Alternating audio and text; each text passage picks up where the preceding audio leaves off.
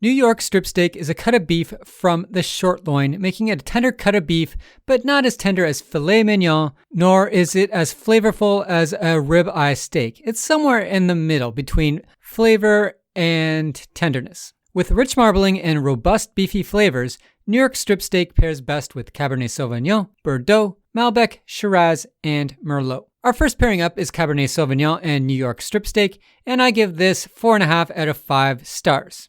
Cabernet Sauvignon, especially when young, has a lot of tannin in it, so the fat in the New York strip steak smooths that out and allows the plum, black cherry, and cassis flavors to really come out and enhance the steak. Because the wine is often oaked, you'll also find notes of vanilla, cigar box, pencil shaving, and these really do well with the char marks in the New York steak. It just really complements those charred flavors. For rare steak, you want to go with a young Cabernet Sauvignon. There's going to be more fat in the steak, and all that fat is going to smooth out the tannin in the Cabernet Sauvignon. For a well-done steak, go with an aged Cabernet Sauvignon. This will cost you a little more, but it makes for a better pairing. If you're unsure about your Cabernet Sauvignon, anything really is going to go well with your New York strip steak, especially if it is medium well to medium rare. Our second pairing is Bordeaux and New York strip steak, and I give this 4 out of 5 stars. This, in theory, will rate higher.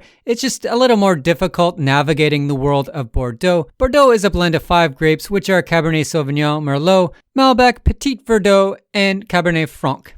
And you're just not really sure what the ratio is when you buy your Bordeaux unless you're a little more informed or have experimented with Bordeaux. In reality though, Bordeaux is meant to be food friendly, so anything you buy is going to go well with your New York strip steak, and on average, I'd give it about 4 out of 5 stars. For young Bordeaux, I would cook your New York steak rare to medium rare. Again, you need that fat to smooth out the tannin. And a rare New York strip steak has lots of marbling, plenty of flavor to do that well. Aged Bordeaux, you could go with a well-done steak. An aged Bordeaux is going to be expensive, but as aging smooths out the wine, there isn't as much tannin in there, so you don't really want a young Bordeaux, as the wine might not be as smooth and enjoyable. Whatever Bordeaux you buy, I'd shoot for an inexpensive Bordeaux and just pair it with something that is in the medium range, and it'll be an exceptional pairing. Our third pairing is Argentina Malbec and a New York strip steak. I say Argentina because they eat a lot of steak in Argentina.